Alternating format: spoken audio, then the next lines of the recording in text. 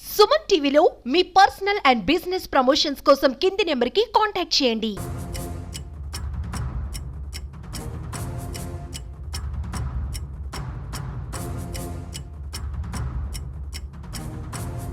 Welcome to Suman TV. నేను మీ రాజు. సచివాలయం ఉద్యోగుల ఒత్తిడి వివరాలు కలుతాయి.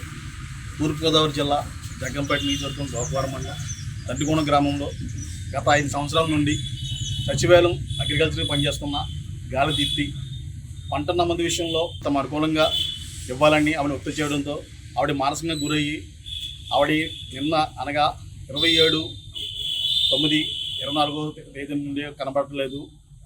ఆమె కోసం మా తల్లి గాలి ప్రేమల తన బిడ్డ కోసం తంటికోణ గ్రామ పంచాయతీ కార్యాలయానికి అడిగి నా బిడ్డ ఇటు వెళ్ళిపోయింది, నా అచ్చుకి అడిగింది. తర్వాత అచ్చుకి ఇవ్వకపోతే గోపవరం పొల్యూషన్లో తన బిడ్డ కోసం ఫిర్యాదు చేయడం జరిగింది. ఆ బిడ్డ ఏమైంది ఏంటన్నదే, అసలు దీనికి కారణం ఏంటన్నదే ఆవిడ తల్లి అయినా గాలి ప్రేమలను అడిగి వివరాలు తెలుసుకుందాం. నేను ఐకేటీలో ఎన్మెటర్ కింద పనిచేస్తున్నానండి.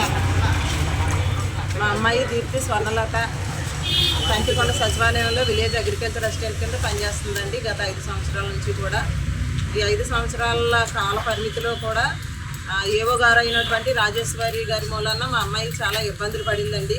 కావాలని టార్చర్ చేసి రాజేశ్వరి గారు మా అమ్మాయిని ఇబ్బంది పెడుతుంటే రాజేశ్వరి గారికి ఇదే రోజుల్లో గత సంవత్సరం నేను రాజేశ్వరి గారితో మాట్లాడటం జరిగిందండి. ఆవిడ కూడా ఈ అమ్మాయి మీద ప్రత్యేకించి టార్చర్ పెట్టే ఉద్దేశంతో ఈ అమ్మాయి దగ్గరికి ఏ ఆఫీసర్ వచ్చినా తీసుకెళ్లడం, ఈ అమ్మాయికి అనేకమైన మెమోలు ఇప్పించడం, ఇలాంటివి చేయడానికి ప్రోత్సహించడం జరిగిందండి రాజేశ్వరి గారు. అప్పట్లో కూడా ఆవిడ టార్చర్ తట్టుకోలేక మా అమ్మాయి వాళ్ళ మామయ్య గారి ఇంటికి వెళ్ళిపోతే అక్కడ ఎక్కడికి వెళ్ళిందో తెలియని పరిస్థితిలో నేను ఏవో ఆఫీసులో కూర్చొని మా సిబ్బంది అందరూ కూర్చొని సాయంత్రం వరకు కూర్చున్నా కూడా రాజేశ్వరి గారు ఎటువంటి స్పందన ఇవ్వలేదండి. ఆ రోజు అమ్మాయికి మా పాప కనపడింది కాబట్టి మేము ఊరుకోవాల్సి వచ్చిందండి. కానీ అదే రిపీట్ ఇప్పుడు డిపార్ట్మెంట్ పరంగా మా అమ్మాయికి ఎటువంటి సహకారం కూడా ఏవో గారు అందించలేకపోయారండి. అదే విషయాన్ని నేను తంటికొండ విలేజ్లో కూడా నేను గత 6-7 నెలల నుంచి ఎమ్మెల్యే సార్ దగ్గరికి, లోకల్ నాయకులందరి దగ్గరికి తిరిగానండి. పాపని ట్రాన్స్ఫర్ చేయించే విషయంలో గుమ్మలదొడ్డిలో ఖాళీ ఉందని నేను గుమ్మలదొడ్డి మార్చమని నేను ఎమ్మెల్యే గారిని కూడా కోరడం జరిగిందండి. ఆ కోరే క్రమంలో అక్కడ ఉన్న నాయకులు దీప్తి చాలా వర్కర్ బాగా పనిచేస్తుంది, ఈ అమ్మాయిని మేము వదులుకోలేమండి, కావాలంటే అసిస్టెన్స్ ఇంకొకరు వేయింతామని చెప్పి ఆ అమ్మాయిని అక్కడి నుంచి ట్రాన్స్ఫర్ అవ్వకుండా ఆఫ్ చేయడం.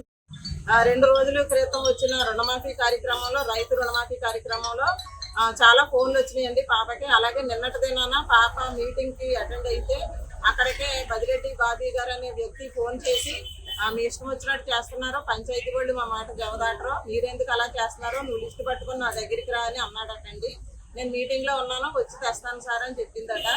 అదేవిధంగా ఈరోజు ఉదయం తన డ్యూటీకి 10 గంటలకే వేసి మళ్ళీ ఏవో ఆఫీస్లో మీటింగ్ ఉంది మళ్ళీ వస్తానని పాప 10 గంటలకే వెళ్ళిందండి. పాప వెళ్ళేసరికి అక్కడ కొంతమంది రైతులు అలాగే ఆ ఊరి గ్రామ పెద్దలు కూడా ఉన్నారటండి. వెళ్ళటం పాపని లోపలికి పిలిచి సాక్షాత్తు సెక్రటరీ గారి దగ్గరుండి సచివాలయ సిబ్బంది అందరూ ఉంటుండగా పాప మీద దొమిలా పడ్డారటండి. చాలా అరుపులు కేకల కింద చేశారటండి. ఈ లోపు నేను మా పాపకి ల్యాప్టాప్ మర్చిపోయిందని ఫోన్ చేస్తే ఫోన్ లిఫ్ట్ చేసి ఏడుస్తుంది, వెనకాల నాకు అరుపులు వినిపిస్తాయండి. చాలా ఘోరంగా మాట్లాడుతున్నారు వాళ్ళ పాపని.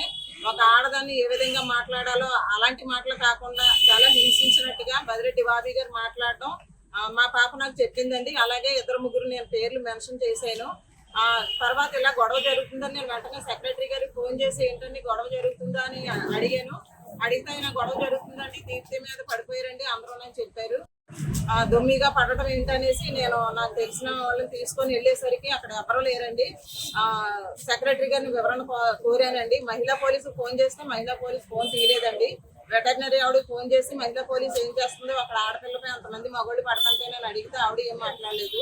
మేము వెళ్ళి అడిగితే ఎవరో లేవని తప్పించుకున్నారండి. కానీ ఆ సమయంలో అయితే సచివాలయ సిబ్బంది అందరూ ఉన్నారండి, ఒకళ్ళు తప్పించి అందరూ ఉన్నారండి. నాకు మా పాప చెప్పిందండి నేను ఫోన్ చేసినప్పుడు.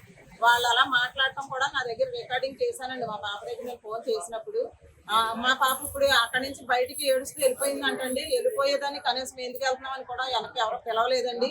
కనీసం మా పాప ఇంటికి రాలేదని మళ్ళీ సెక్రటరీ గారికి ఫోన్ చేసినా కూడా ఇప్పటికింకా కూడా మరి మీ పాప ఉన్నదా లేదని కూడా ఎవరు ఫోన్ చేసి నన్ను అడిగిన సందర్భాలు లేవండి డిపార్ట్మెంట్ పరంగా. అలాగే కమ్యూనిటీ పరంగా కూడా ఎవరు అడగలేదండి. అక్కడ సభ్యులు కానీ రైతులు కానీ ఎవరు అడగడం జరగలేదండి. అందుకని నేను కంగారుగా మా పాప ఏమైందో అనేసి నా కుల పెద్దల్ని అలాగే నా తోటి స్టాఫ్ని తీసుకొచ్చి నేను మాట్లాడగా ఈరోజు స్టేషన్కి నేను కంప్లైంట్ ఇవ్వడం జరిగిందండి.